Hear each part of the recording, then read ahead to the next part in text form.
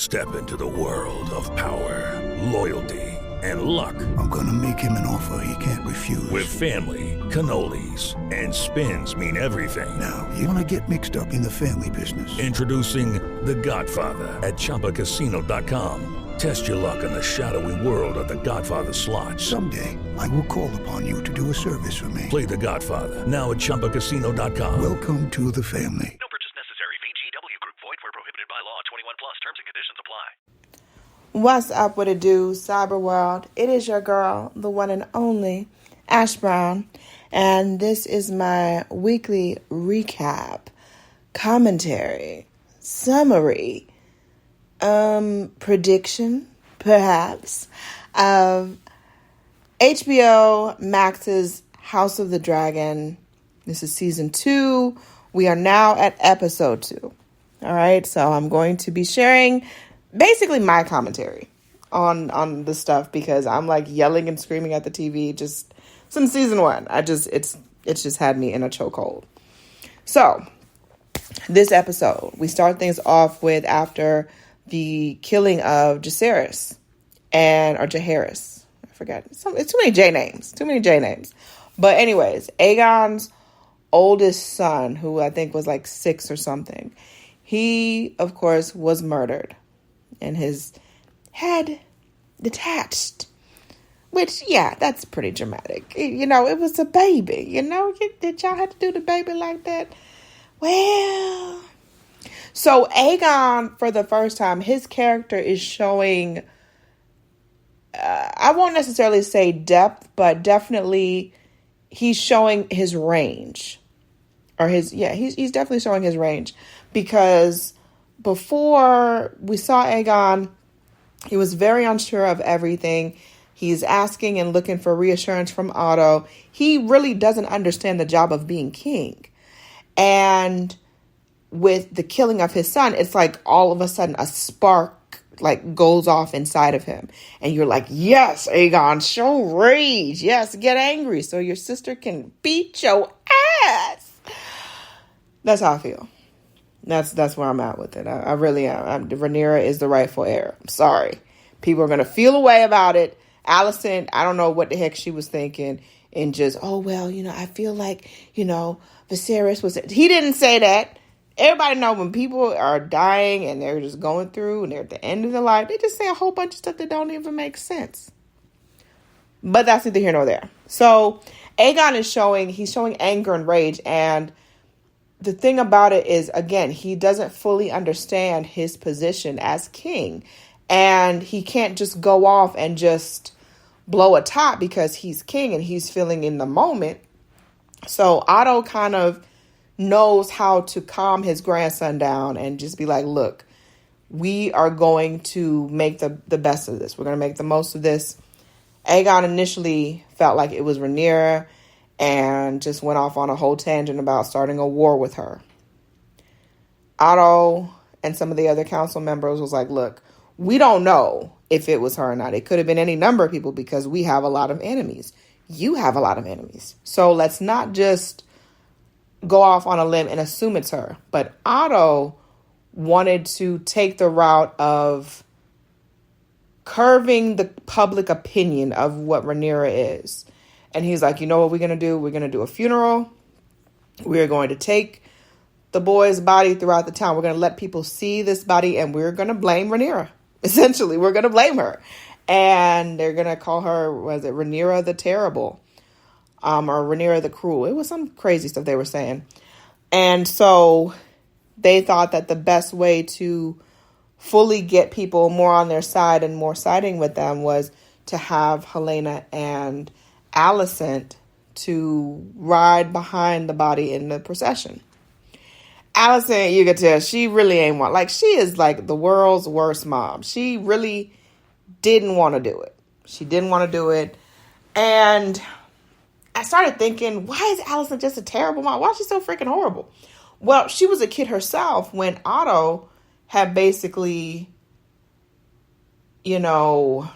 tricked her or manipulated her into getting with Viserys because he wanted control. He wanted his family in with the king. He wanted his family royalty.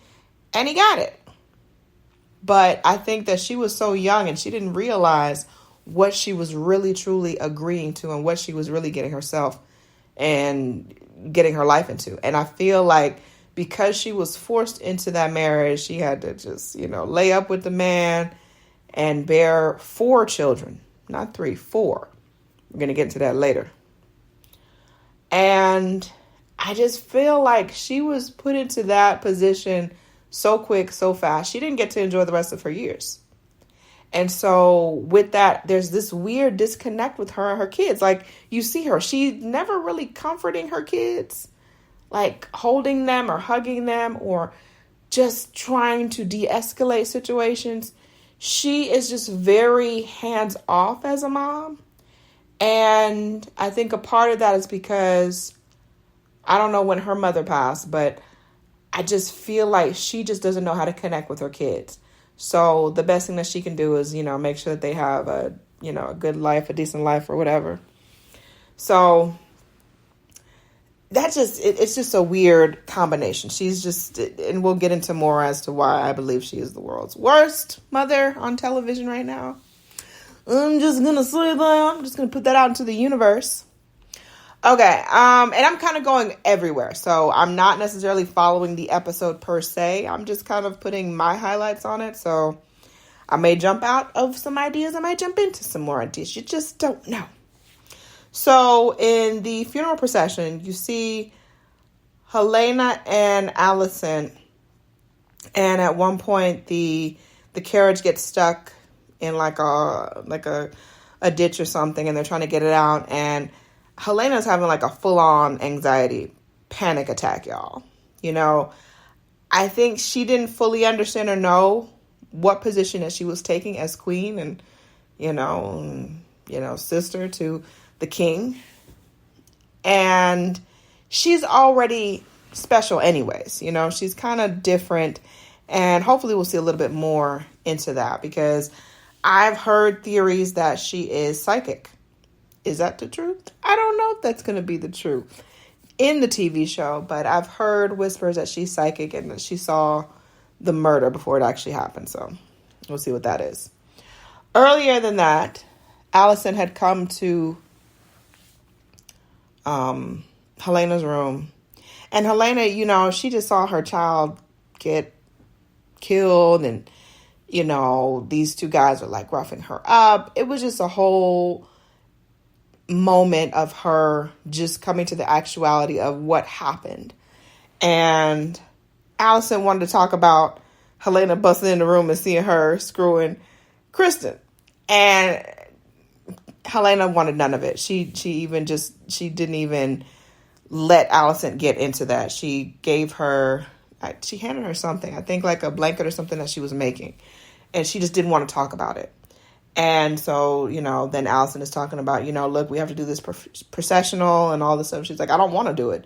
I don't want those people near me, and I can kind of get that she's feeling something from the energy that people are sensing from her and or she doesn't fully understand the extent of her position in the kingdom. And her as, queen, people want to feel connected to their queen. And you can tell that she is just really not comfortable with it. And now the reality of her position is coming into play. And she is starting to understand what her position is and what is expected of her. And you just kind of feel for her. Helena's probably the only one of the Greens that really, I really feel bad for because she was an innocent bystander. She really wasn't a terrible, horrible, wicked person. And I think that she's probably got, besides the kids, she probably got the purest of hearts over on that Green side. And it's just so sad. So sad. Okay. Blood and cheese. So they catch blood because I don't know what, I do not understand fully how the heck he had the boy's head in a bag and he was still in town somewhere. So they found him. Somebody found him and took him back to the castle. And they were trying to torture him and they got him to admit. And they got him to admit that he had an accomplice. And that accomplice was one of the rat catchers in the actual kingdom. But he didn't know the rat catcher's name. He didn't know. He just knew it was somebody, one of the rat catchers. And so Aegon meets with him. And, he gets that out of him or whatever. And then he bashes his brains in. That's the end of blood. That's done. Blood is done. Next thing you know, Aegon goes and finds all of the catchers, all the rat catchers in the castle. And he hangs all of them. And he hangs them, and he hangs their bodies outside of the windows of the palace. And so everyone in town is seeing these bodies of their brothers, their cousins, their fathers, their husband. They're seeing these bodies just hung outside of the palace doors. All around the entire castle. And it's gruesome. It's terrible to see. And Otto about blows a gasket. Otto blows a gasket, and he comes into where Aegon is with Criston. And we'll get back into Criston. Let's get into that, because I think first I want to say the actor that plays Criston Cole, he is phenomenal. He is amazing. He really makes me hate him. Okay? It really takes some talent and really devotiveness and just being devoted to the character. Like, I believe he is his character. This is him.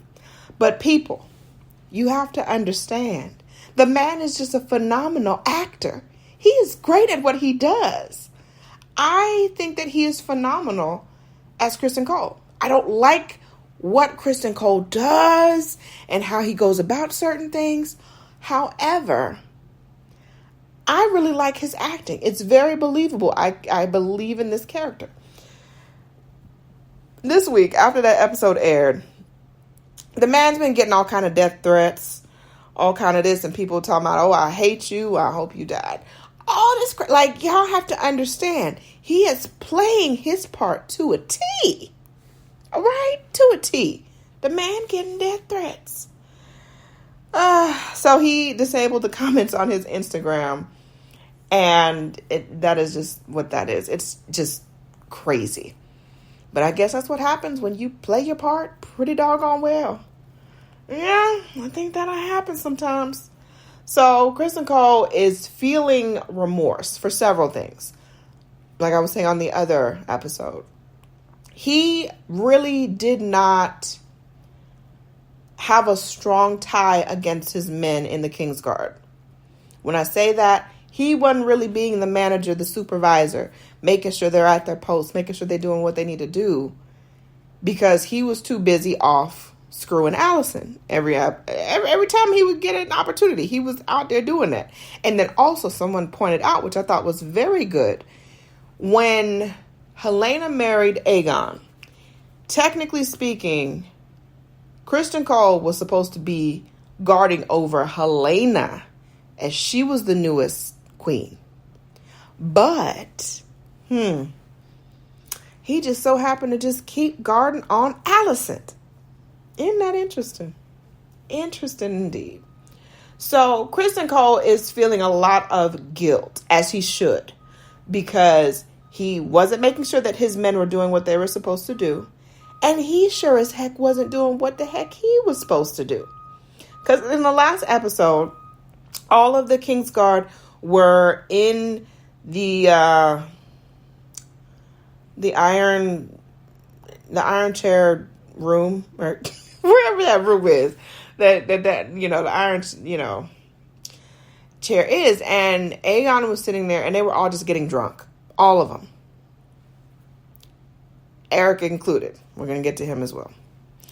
So they were all there drinking, shooting the breeze, really not having a care in the world, not thinking about a care in the world, because he was just so lax, he was so young, and that was his idea of fun. Okay. So Criston Cole is seeing the blood of the baby. And he is feeling guilty.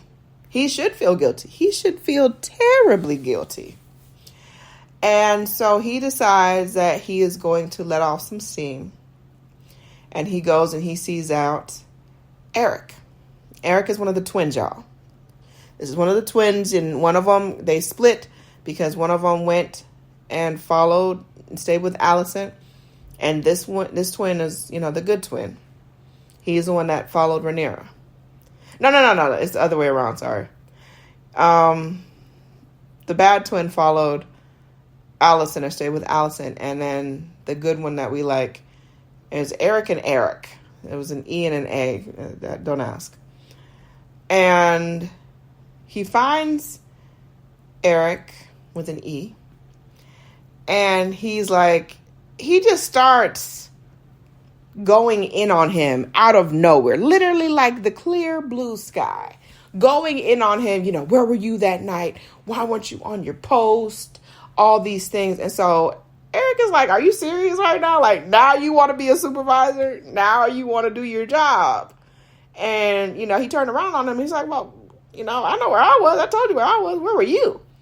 And so Criston basically turns it around and gets in Eric's head and was like, look, if you want to clear your name and you want to really be able to, say that you are, with the kingdom, you're with King Aegon and everything, you need to go to Dragonstone and kill Rhaenyra. And I'm like, my mouth just dropped because I'm like, you just sent this boy on a suicide mission. You just sent the boy on a suicide mission. You sent him to Dragonstone to kill Rhaenyra. Rhaenyra is not going to be an easy kill. And Criston knew that. But I think he just wanted to let off some steam. I think he really wanted to let off some steam.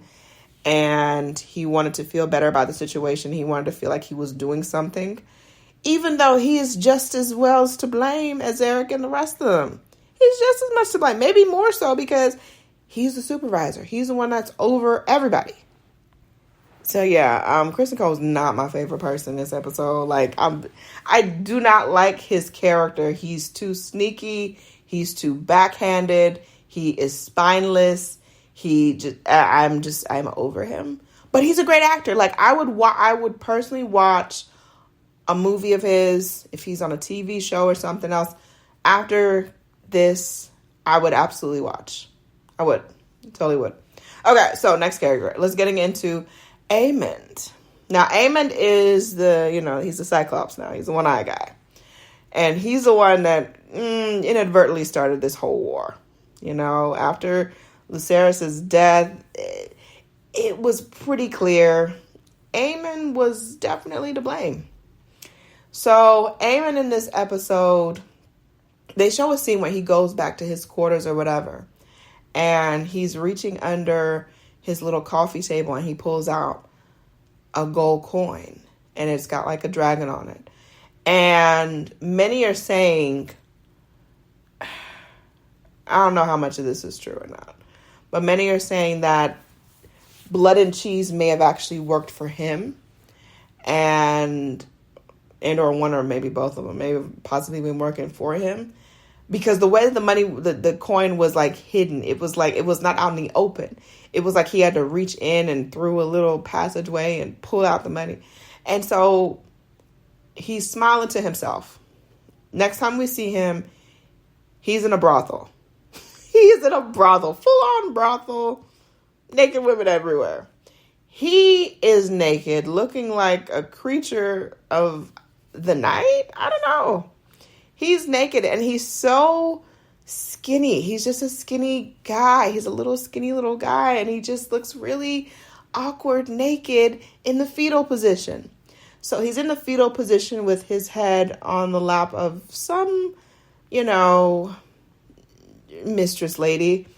And he's just sharing his his sob story. And then so people were saying like this was like a parallel of him trying to have a mother type figure because his situation with his mom is so messed up.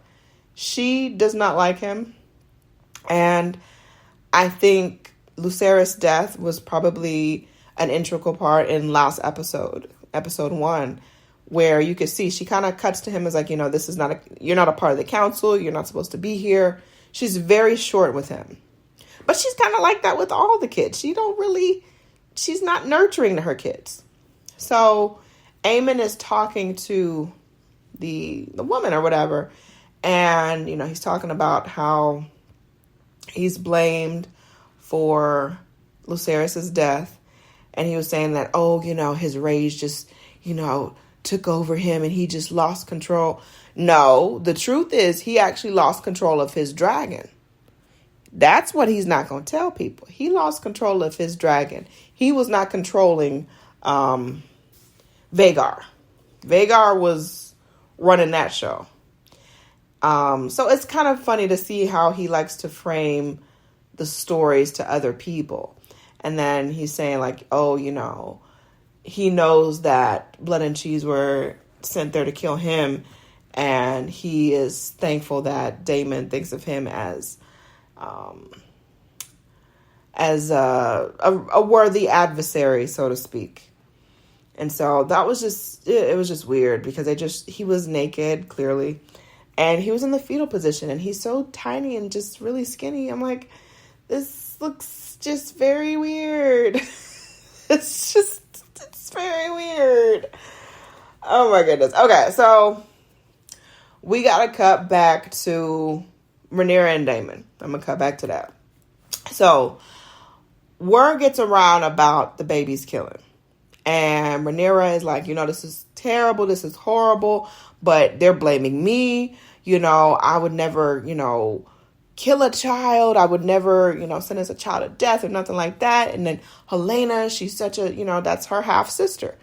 Why would I just lost my own child. Why would I inflict that type of pain on someone else? And, she's going into this whole thing about, how, we had nothing to do with it. Nobody here knows why, these things are happening. And she kind of looks over at Daemon. Well, Rhaenys, the auntie or cousin, she kind of looks over at Daemon because she knows. And then he kind of gives like a little smirk to Rhaenys. And then Rhaenyra, looks over at Daemon and he's giving that same smirk. And so she's like, wait, what? It's like one of the funniest moments in the whole episode. So then they cut to, and then they're going back fighting. And so they're having this really big blowout argument. And I would have to say Daemon is one of my favorite characters next to Rhaenyra. Because it's just so deep. All right? Because it's just so deep when it comes to Daemon because it's never just black and white. He's got so many layers. Like he doesn't, they were showing in another tuber's videos, they were showing like, when Viserys was dying and stuff, like he was in disbelief. He did not want to believe that his brother was dying and was in such bad shape. So him and Rhaenyra kind of went back and forth, and Rhaenyra just came out and said, I can't trust you, he claims that the killing was an accident. And she basically asked him, look, when you said for them to go and kill Aemond, what did you tell them if they did not find him? And he's like, it was nothing like that. But also in the first episode, in that scene, when they asked him, what do we do if we can't find Aemond? They cut the camera. They cut the camera, y'all. So it's quite interesting how the camera's cut, because it could be left up to interpretation. We know how Daemon is. Daemon wants blood one way or the other. Whether it be right, wrong, or indifferent. Like, he wanted it for his wife, but also some would say that he wanted it for himself. And some may think, and that came up too, as far as like, is he jealous that he doesn't have the crown? He's claiming that he's claiming it for her. He even crowned her. But his actions are saying a lot of things. He's sending a lot of mixed signals. But Daemon does it. That is classic Daemon. So they have this big blowout and he just leaves. He leaves. Next meeting they have her older son, Jacaerys, wants to go circling King's Landing. She's already lost one son. She doesn't want to lose another one. But she sends Baela. And I feel like that was very selfish because Baela is betrothed to Jacaerys. And it's not safe for your son, but it's safe for your stepdaughter. Baela is not afraid, and she's ready to, to show herself as, being a part of the family and stepping up to the plate. But I feel like they could have guarded and been circling with their dragons together. But I also understand why Rhaenyra didn't let Jacaerys go. So that is interesting as that. I thought it was fascinating that Rhaenys, I'm on the fence with her because, again, last season she had the opportunity to just wipe out all the greens and she didn't do it. And I'm still kind of mad at her for that a little bit. But I would say that she understands Rhaenyra's fight. She's lost a child. She's lost the crown. And I feel like she's probably her main unofficial ally. And I think that Rhaenys wants Rhaenyra to win. And it's going to be one heck of a fight. It's definitely going to be one heck of a fight. So, okay, let's see. I want to make sure I'm getting everything in because this was a very jam-packed episode. I was almost, I was on the edge of my seat. So much stuff was happening, and I'm definitely going to watch it over again because I'm sure there's some other stuff that I missed.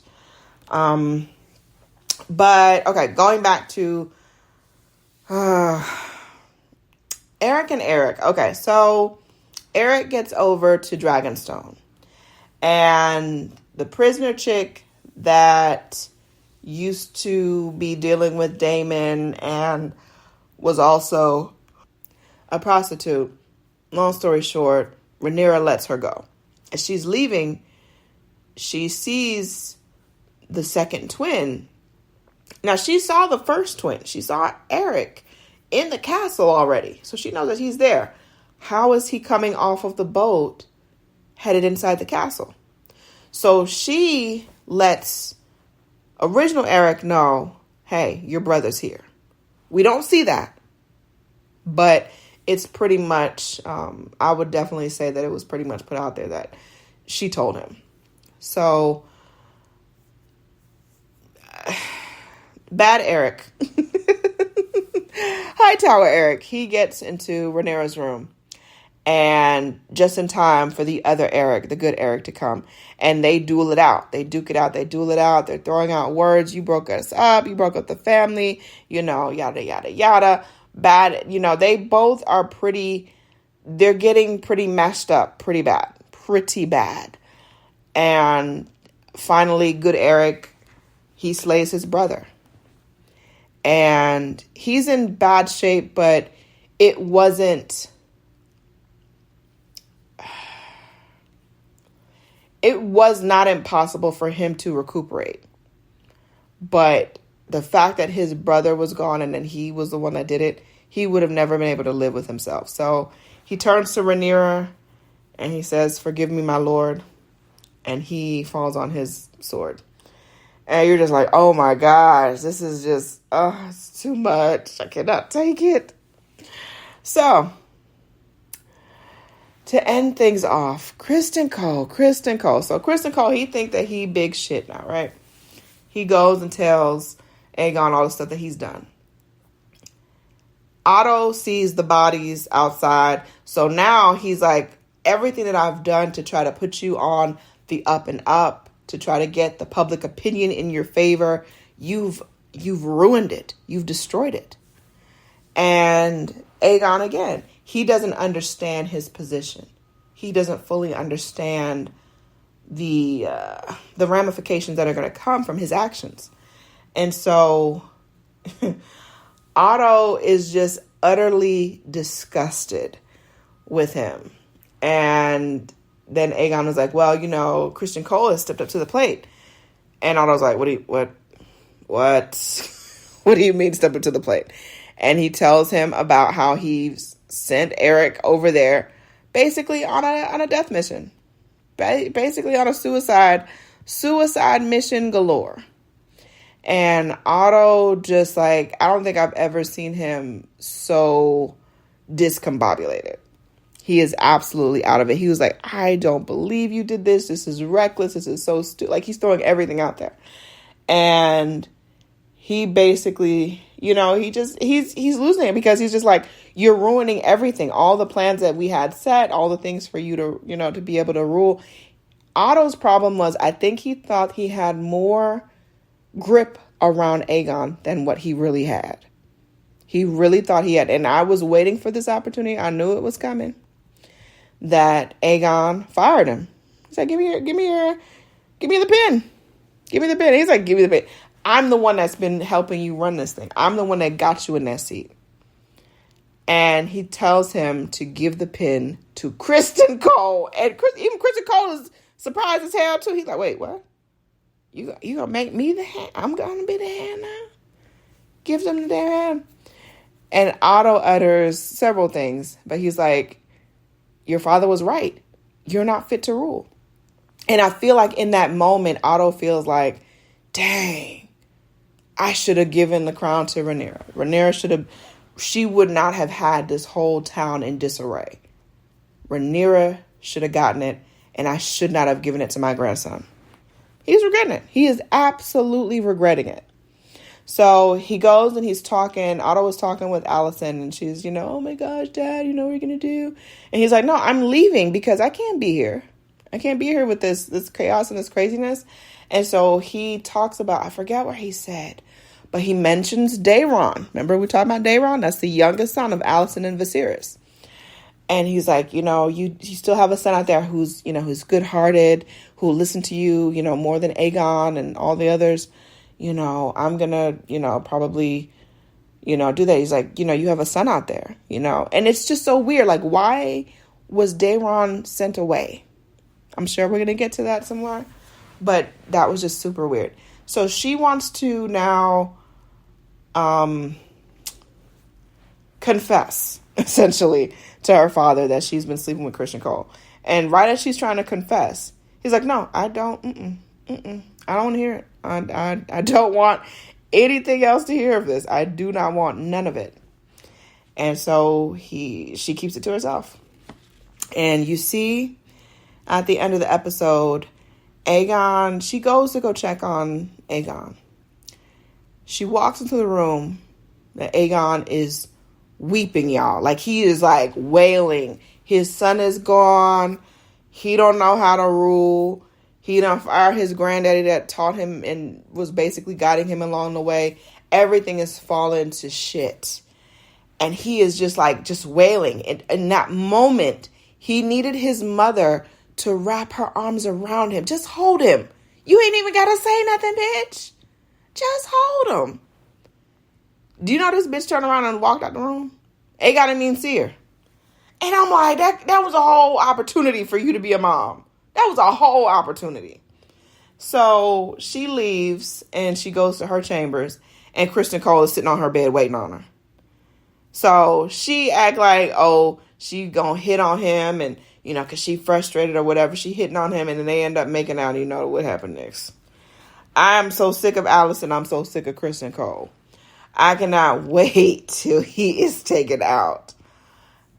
Alicent is just confused and not a good mother. She's not. She is completely and totally alienated from her kids outside of what they can do for her as far as her position.